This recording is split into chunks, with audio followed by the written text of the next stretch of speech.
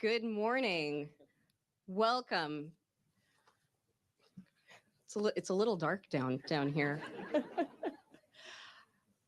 I'm Caitlin Rodner-Sutter, California State Director at Environmental Defense Fund, and I am so excited to be here with all of you today. It's not just because Governor Newsom is signing EDF's biggest priorities of the year, cap and invest, and consolidating a Western electricity market. It's what today's actions represent. Big challenges are solved through engagement and partnership, teamwork, and yes, even compromise. California's leaders get that. Sadly, our nation's leaders do not. While DC has not led, California will. As our nation blocks clean energy progress, digs in on failed policies fueling higher prices and the climate crisis, we are doubling down on collaboration to bolster climate action, sustain climate action, and increase access to cheaper, cleaner energy. These are real solutions for families on a budget, the climate, and our economy. Naysayers claim we cannot have all three, but California has demonstrated time and again that we can. By extending the cap and invest program and consolidating a Western electricity market, we will keep proving the naysayers wrong. This makes today's gathering at the planetarium symbolic. In California, we look to the stars, to possibilities. We adapt and we innovate to tackle big challenges. Clearly, DC has not led, and California will. By signing AB 1207 and SB 840, Governor Newsom aligns cap and invest with our commitment to build a carbon neutral economy by 2045. This provides certainty for meeting the climate goal in the most cost-effective way. It also balances the need for long-term emission reductions with the affordability challenges of families today to sustain support for climate action. It also stabilizes revenue to invest in climate solutions while enabling California to partner with a growing list of jurisdictions that want to join us. In signing AB 825, Governor Newsom lays the groundwork to cut California's energy costs by $1 billion a year and cut our climate emissions by 59%. This is the promise of California finally getting the modern grid it needs to build a 100% clean power future the fastest, cheapest way possible. By expanding today's energy markets, we expand access to clean electricity and lay a strong foundation for the growth of clean energy and jobs. Thank you to each and every policymaker, leader, advocate, staff member, subject expert who got us here today. There is a lot of important work ahead, and EDF is eager to be part of it along with all of you. Let's show the world why it can look to California when it cannot look to DC.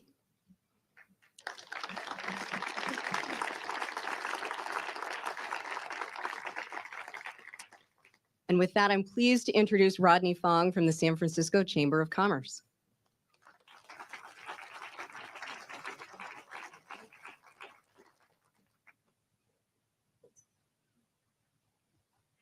Good morning.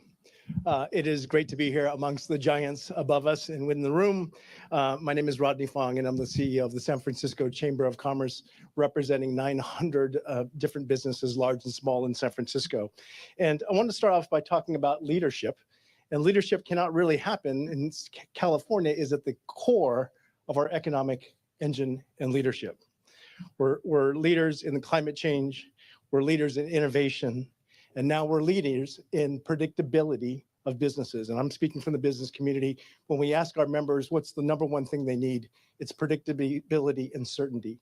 And so this bill, package of bills, is going to do exactly that. We're excited about it. We want to thank the California Chamber of Commerce, Governor Newsom, and all the legislators that are here today for this great package. So congratulations and thank you.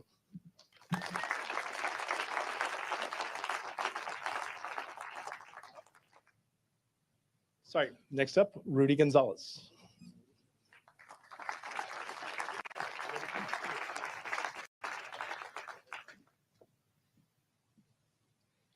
Thank you, Rodney. I appreciate your partnership and collaboration. My name is Rudy Gonzalez, and I represent blue-collar workers in San Francisco among 27 construction and industry unions. And today I'm here on behalf of the 500,000 members of the State Building and Construction Trades Council. I want to thank the governor and the legislature and all of the advocates and our friends in the business community for locking arms and really showing what the spirit of collaboration, compromise, commitment, courage, and conviction can bring to the table for everyday Californians. The members I represent up and down the state are suffering. They're suffering from an affordability crisis. They're nervous about the economic forecasts for our nation, and they are looking to us to show leadership in a time of great uncertainty. This package of bills is a shot in the arm to blue-collar workers.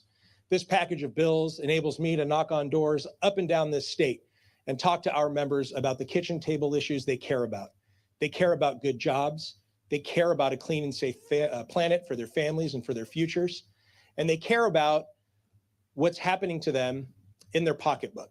This package of bills is going to bring about forward movement for our issues around climate change, but perhaps more importantly to the folks that I represent, it's going to send a message to them that blue-collar workers are at the center of this administration's policy, that industrial workers have a future in this state, and that we together with advocates from all sides of these conversations can move California forward for a vibrant economy that works for working people.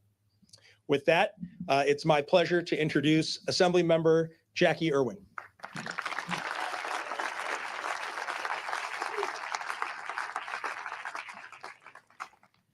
Thank you so much, and it is incredibly exciting to be here today. Last year around December, I think I was in South America, the speaker called me and offered me the opportunity to lead the cap and trade reauthorization. It was not a difficult decision, despite the fact that I knew it would be a challenge. And I'll have to tell you, it really was a challenge. A week and a half ago, we weren't even sure it was going to get done. So at the beginning of the year, we appointed a 17-person assembly working group. And I'm sure it would be a surprise to no one that 17 politicians have a lot of different opinions. But we rolled up our sleeves and met almost every week over the last year. And the result of that hard work is reflected in AB 1207. The work will result in lower electricity bills for all Californians among in the highest billed months. And if the PUC gets it right, it could result in a 30% discount on electric bills during those months. Furthermore, it will direct a portion of the funds to provide long-term affordability benefits through public financing for transmission projects. AB 1207 will continue our fight against climate change while containing costs for all Californians.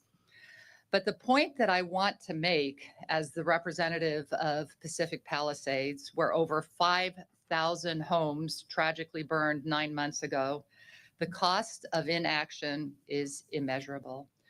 So I would like to thank the governor, his incredible staff. I would like to thank the speaker and Assembly members Bauer-Kayan and Assembly member Bryan, who are on our negotiating team. And I want to give out a big thanks to Assemblymember Cotty Petrie-Norris, who really shepherded all the very difficult energy bills through the Assembly and through the legislature. And finally, all of you sitting here know you can't get it done without incredible staff. So I want to thank Brett and Sam and Susan from the Speaker's office. With the passage of SB 840 and AB 1207, California will continue to lead the world in fighting climate change. Thank you very much.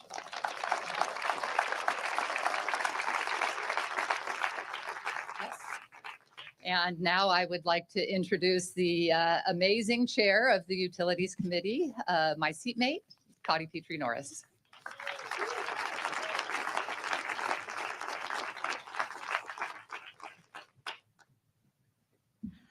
Good morning. It is an absolute pleasure to be here with all of you. I think I can say that this is the coolest venue in which I have ever been asked to give a speech.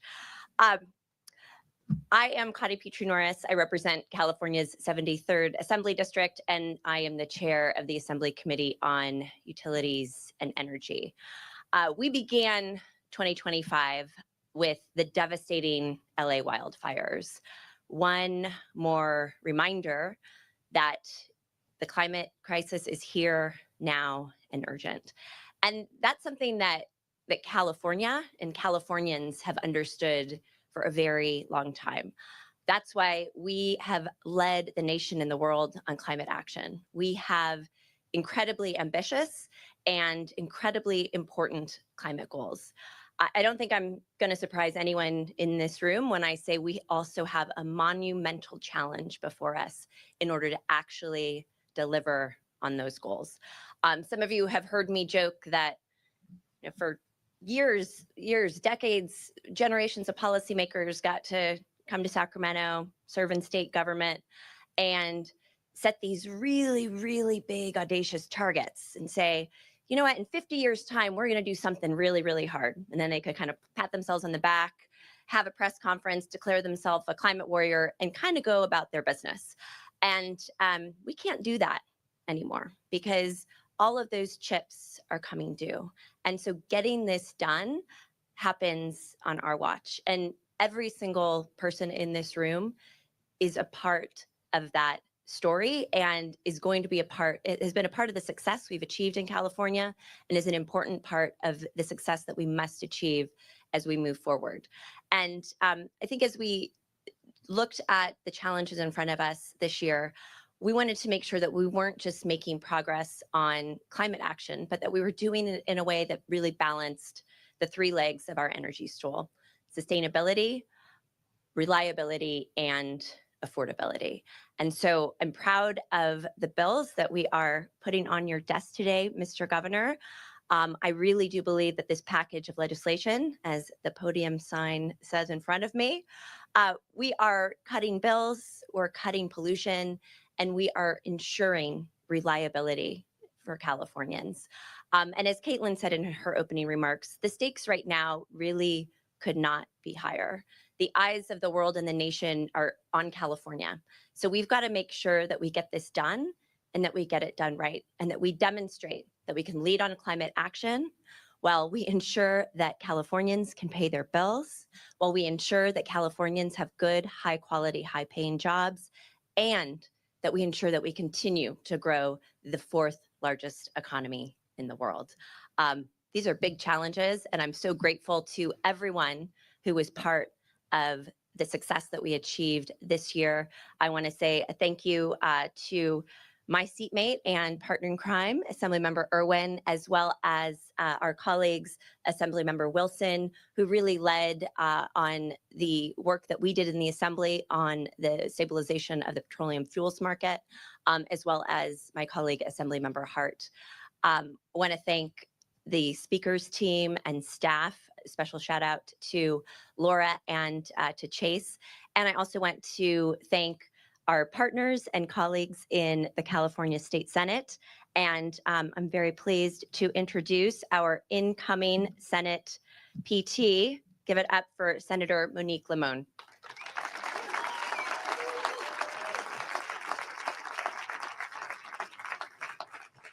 Buenos dias, buenos dias. It is indeed a good day here in California.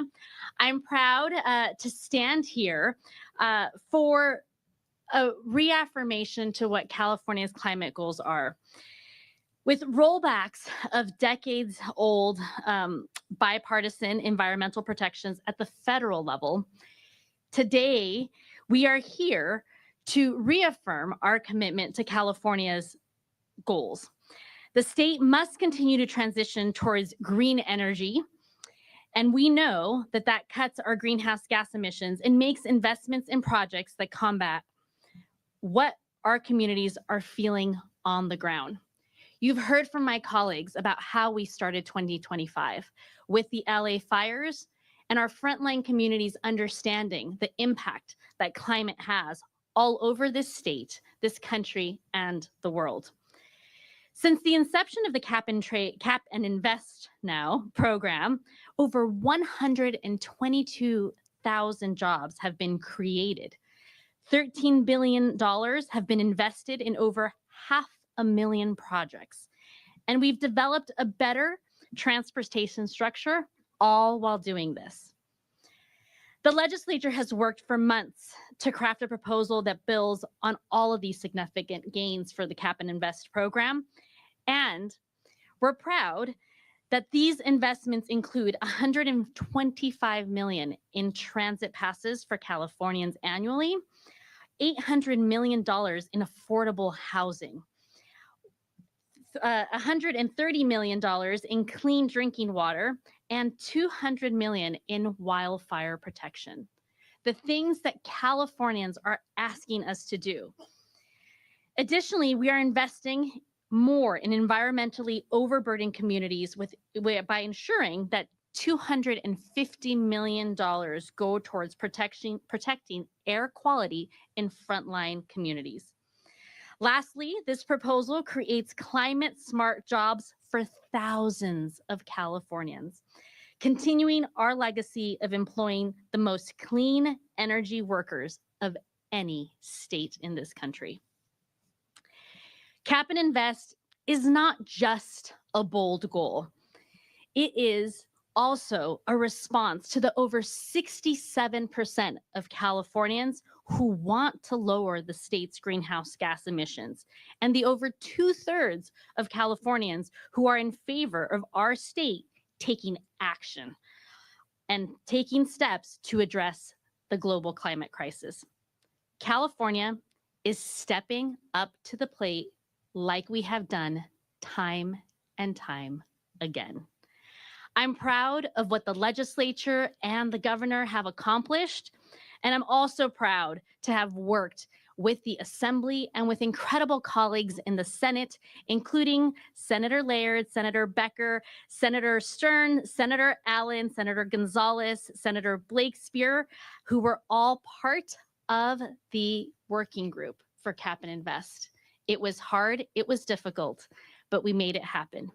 And now I want to introduce who led this effort on the state Senate, the one, the only California Senate Pro Tempore, Mike McGuire.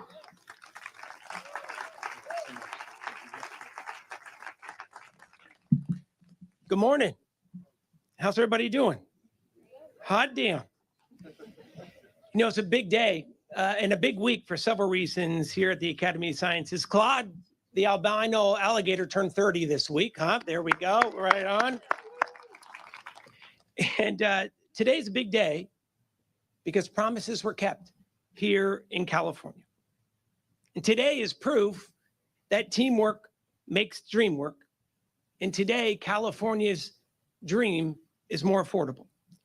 You know, for months, the Senate, the Assembly, Governor Newsom, we've been working together to ensure Californians can get relief in their electric bills.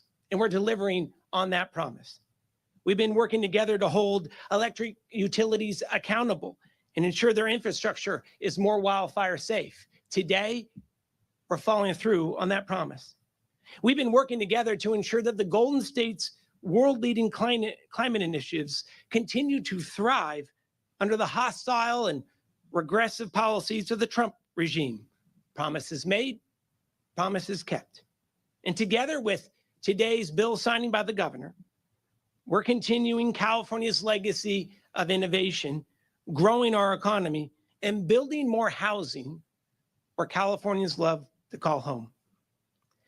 The reauthorization includes $60 to $90 billion over the next decade and a half in investments for transit, building thousands of units of housing, safe drinking water for tens of thousands, wildfire prevention, high-speed rail, all the while reducing local air quality impacts in disadvantaged communities. $63 billion will go towards lowering utility bills for Californians who need it most. A promise made, a promise kept. But don't take our word for it. Let's take a look at the numbers over the past decade about Cap and Invest. California's nation-leading Cap and Invest program has supported tens of thousands of jobs, 20,000 housing units, and 420,000 clean energy rebates. California proves that we can do both, grow our economy and tackle the climate crisis. California is charting the future. The reauthorization will put more money. It's going to put more money in the pockets of hardworking Californians, and it's going to keep our air clean, all the while powering our transition to a green economy. As I said earlier, teamwork makes the dream work. And I want to acknowledge several individuals who are here today from the state Senate.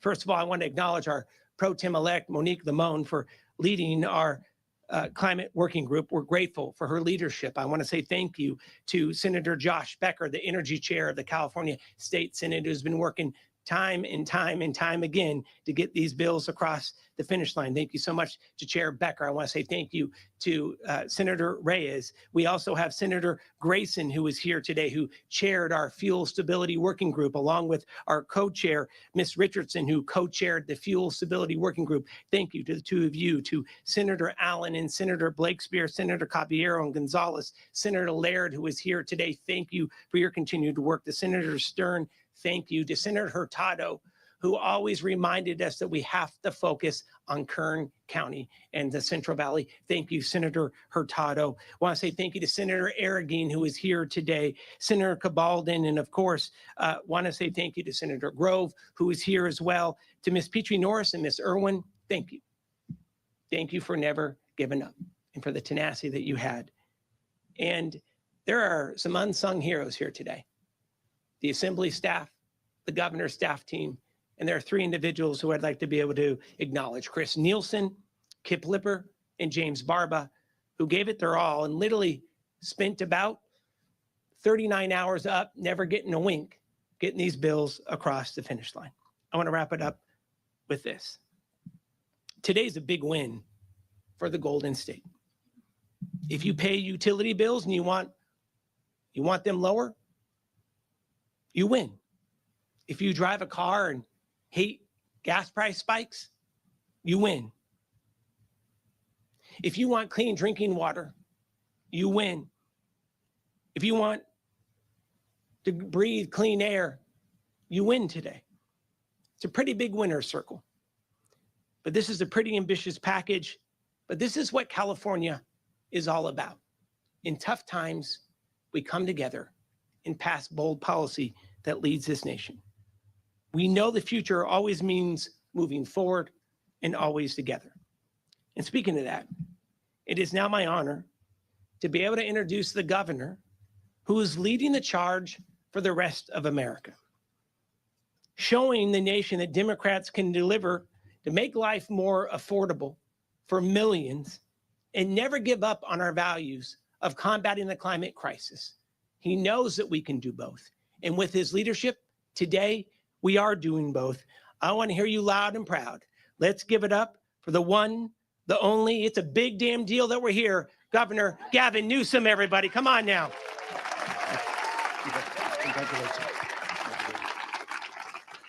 Thank you. Thank you to the pro tem. This is a horrible setup. I can't see damn one of you. And it's horrible for another reason, because it brings back some memories that my staff, particularly my old mayor's staff, does not want to be brought back up. The last time I was in here, I gave a State of the City speech that went on for 7.5 hours. And if you think I'm making that up, the next day, you can check it out. You can Google it. I think it was the Examiner that did a headline, said, because it was on YouTube. It said, YouTube, comma, you bored, question mark. I was surprised there was a question mark as opposed to an exclamation mark. So I will try to be brief. By the way, in my defense, forgive me. I was trying to use this new medium of social media and do bite-sized snippets on issues that people I thought would appreciate, that they can fast forward things they didn't care about, and they could then focus and get a little bit more on things they did care about. But anyway, it was an abject failure, unlike what brings us here today, which is in the spirit of the pro tem, celebrating an expansive winner's circle, and celebrating the success of partnership and collaboration, and celebrating the success of reconciling our differences. I appreciate the reference to those that are here assembled with us from the Assembly as well as the State Senate. What is important for those of you who may not be familiar with some of those names, it's a bipartisan group of folks, which is important. You know, we're a stone's throw away from the African exhibit, and it's always good to be reminded of African proverbs. Says you want to go fast, you can go alone. You want to go far, go together. And we have made tremendous progress over the course of the last many weeks, trying to reconcile these simultaneous crises that we have. This climate crisis, yes, crisis of democracy, growing crisis of confidence that people can deliver and deliver results. And I think what, for me, makes this day special, 6 bills that are all about the how, not about the what and the why. As was stated, we've done a very effective job of identifying the problem, but not many jurisdictions have identified strategies to actually deliver real and demonstrable results. It's an interesting fact. Every single one of those audacious climate goals the state has set, we have achieved. Every single one. In fact, today we're running the 4th largest economy with 67% of our energy carbon-free. It's unprecedented. There's no other jurisdiction in the world that can lay claim to that. It is remarkable, and just briefly, 1874, the first electricity came to California, came here to San Francisco. There's been 105 gigawatts of installed capacity. In just the last 6.5 years, we've installed over 30 gigawatts, about 1/3 of all the installed capacity, and the vast majority of that has been clean. So I would add, not just lower utility costs, I'll get to that, lower pollution, but also reducing all the BS, the timelines. A lot of what we are signing today is about building on the reforms, the permitting and the zoning reforms, the land use reforms, and moving forward to get these large-scale projects done. That's what we have done with large-scale battery storage, 15,000 megawatts in the last 6 years. It's simply unprecedented. There's no other jurisdiction in the world can lay claim to that except China, interestingly, and the state of California. So our state of mind is firmly planted on the application, the implementation. And that includes a balanced approach in this context. The reason this is bipartisan, the reason you heard Kern County and others, is we have to effectively transition. This is not an ideological endeavor. We're in the practical application business. We've got to manifest our ideals and our goals. And so this lays it out, but it lays it out without laying tracks over folks. I know there are tracks we are starting to lay in the Central Valley that are part of this. But the issue of affordability, as you heard, is top of mind. $60 billion, this should be the headline, $60 billion of tax rebates on electricity bills. That's what this bill represents, $60 billion. There's not another jurisdiction that can lay claim to that. Close to $1 billion a year just in our regionalization efforts as we work to expand our capacity to export more clean and green energy, to import to address some of the issues around reliability, but also to stabilize our grid with the Western market. We've worked on that for over a decade. We're getting it done here today. So finding a balanced approach, setting forth strategies to achieve audacious goals that simply no other large-scale jurisdiction in the world can lay claim to, and doing it in a way that reduces the burden on ratepayers and taxpayers at the same time. So I'm proud, and it's about time in contrast, because I'll close on this.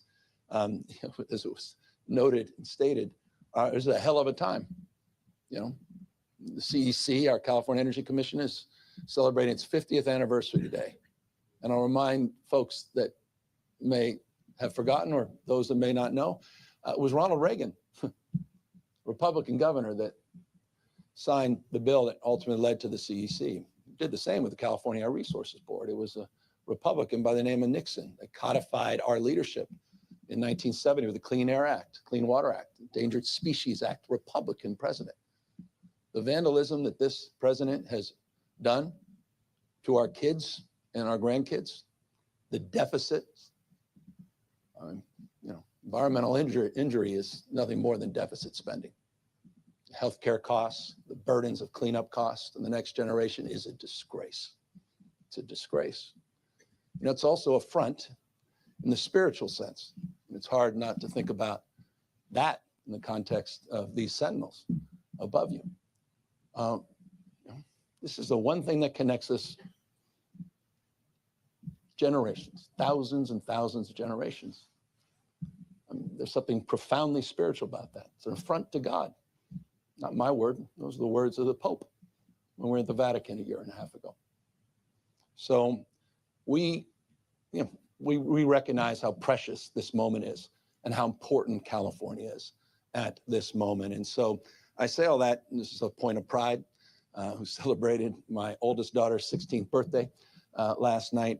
And these are the kind of things, Mr. Pro Tem, leaders, that we get to look back with deep pride and satisfaction that we did the best we could, and hell, we set the tone and the pace for the rest of the nation. Thank you all very, very much. You sign the bill?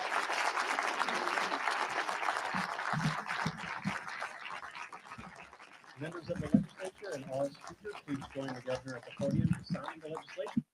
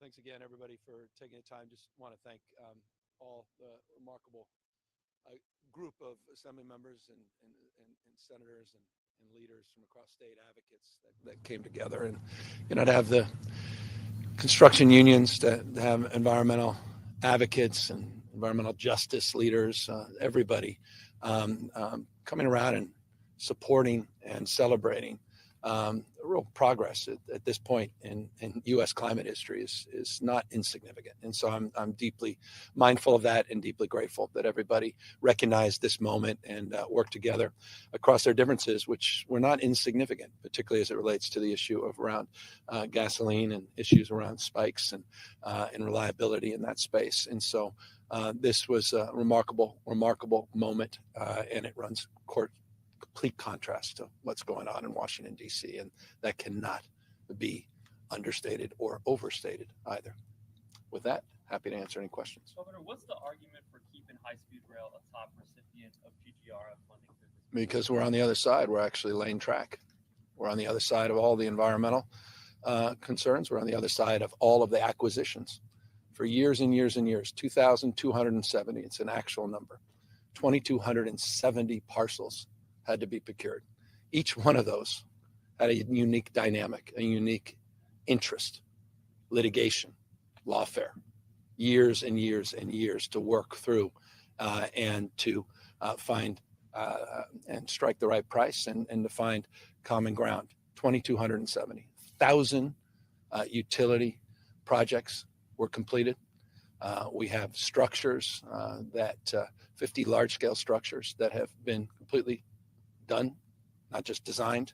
All the environmental work is now complete, north and south, and the track is now about to be laid. And this is the part that we've been waiting for years and years and years. And to abandon at this point would be absurd. And so the opportunity with this cap and trade to set aside that $1 billion, it's an actual numeric, not a percentage, gives the high-speed rail system the ability to do a lot of creative work in terms of financing and finding the private sector to support this project, which is supporting thousands and thousands of jobs.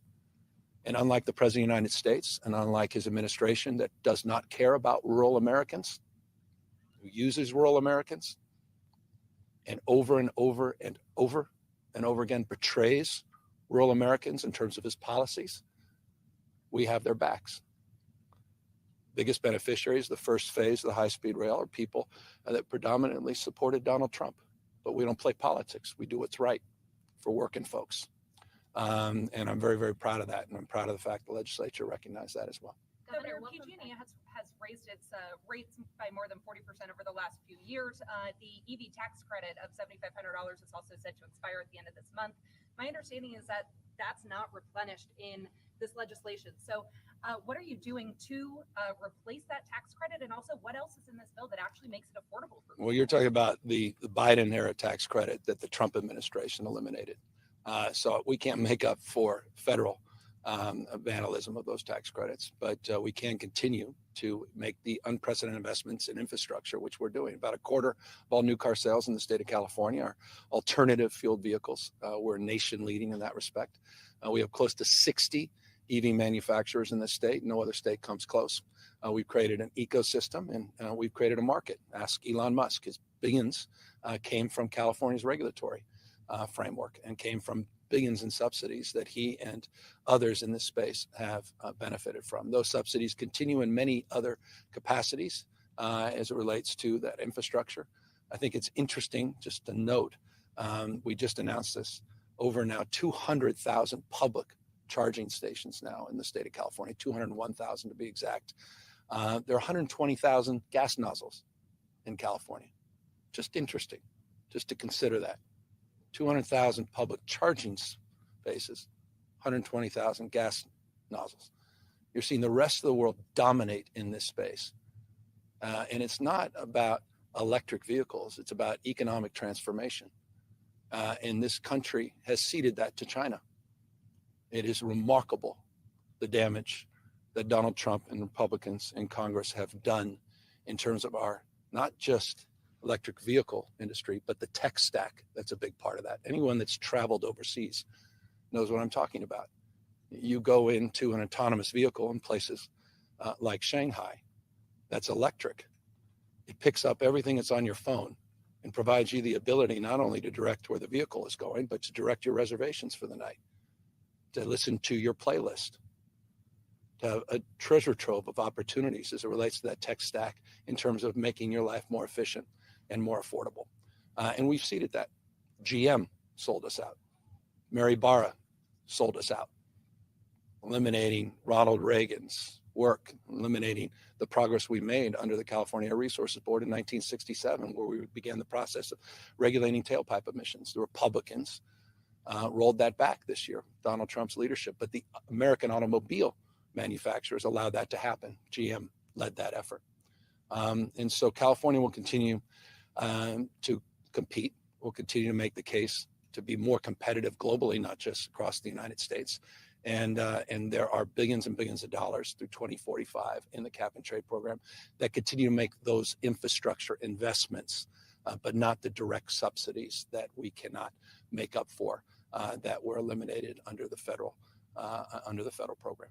Governor, welcome back to San Francisco. Pivoting a little bit here, can you respond to some of the excerpts that have come out of the former vice president's book so far, including an excerpt recently this week that you didn't text her back after the president got out of the race, like some other accusations in the book?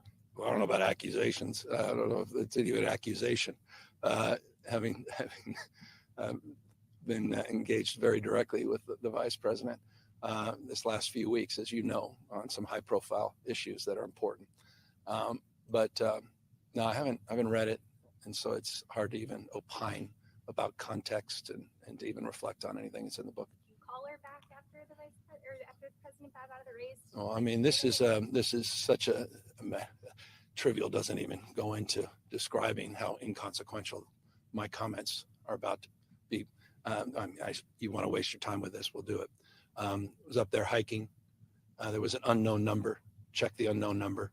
Meanwhile, I was on text change trying to get in touch with the Biden administration because I was completely surprised that the president dropped out. And as you know, I was a surrogate and I was out on the campaign trail. And so I was trying to figure out what just happened. And then when I checked the unknown number, and that was Kamala, said, "Hey, hiking, we'll call you back." That exact same moment was working with my team to put out a statement to endorse her. I assume that's in the book as well, that hours later, the endorsement came out. So beyond that, pretty well established, including an event in San Francisco we did at the Fairmont for a few weeks later. What happened after that? Governor, would be remiss to not ask about Prop 50. Senator Padilla and Representative Lofgren just introduced a bill in Congress to ban mid-decade redistricting. I'm told that they are making an outreach with Congressman Kiley about possibly teaming up and making it a bipartisan effort. Great. Is that something that you would support? Of course, let's do it. Let's do it. And also, New York Times is reporting that you got a $10 million donation to your campaign for Yes on 50.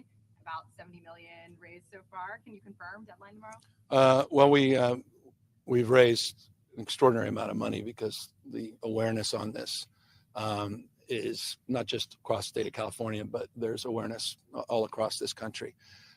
We've received over $20 million in small dollar contributions, which is extraordinary, from all 50 states. So unprecedented in terms of a statewide ballot initiative to receive that kind of small dollar support, and getting large scale contributions from people that recognize what's at stake, recognize that our democracy is at stake, recognize that every day we are dealing with unprecedented assaults on free speech, liberties, freedoms, the rule of law, and recognize that increasingly the rule of law is being replaced with the rule of dawn. That these co-equal branches of government are no longer co-equal. The supine nature of Congress, increasingly the United States Supreme Court, is of outsized concern to people. And I think that's represented in this unprecedented campaign and the support we've received over the course of just a few weeks, 5-6 weeks. And my confidence that if we do our job and take nothing for granted, that we will send a powerful message back to this administration, not just a rhetorical one, but a meaningful and substantive one.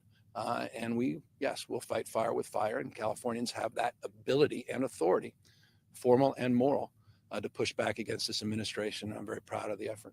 Are you talking to other Democratic governors about joining you on this effort? Because, I mean, as we both know, the chances of that mid-decade ban in Congress, probably a long shot. So especially as Missouri's moving forward. Yeah. Well, I'm hopeful that those that can will. And we've all had those conversations, and everybody's got their own unique set of circumstances and issues. And we had our own unique set of circumstances, perhaps some of the most challenging. And we were able to figure out a pathway. And I'm very proud of the legislative leaders that are here. Overwhelming support that required 2/3 of the legislature in both houses, required those maps to go through a process, building consensus with the California congressional delegation. And we're doing something that's unprecedented in U.S. history. We're asking the voters to decide the most transparent and democratic redistricting that's ever been done in the United States of America, period, full stop. Unlike what was done in places like Texas, and those maps are probably designed in Mar-a-Lago. Ours are on the ballot, and that starts, the election begins in just a matter of weeks, October 6th, and it ends that first Tuesday in November. And we're confident the voters will do the right thing because I think they recognize the stakes. Governor, just a quick question. So this year you have a revised version of an AI regulation bill from Senator Wiener, SB 53. It's back on your desk. Right now it's caught the eyes of Republicans in Congress who are saying they want to reintroduce the AI moratorium. So, I mean, is supporting this bill worth it in your eyes, getting ahead of that potential moratorium? Ted Cruz. California dominates in AI for a reason. We dominate in this space. We don't compete in this space. We dominate in this space. 32 of the top 50 AI companies market cap in the world are here for a reason.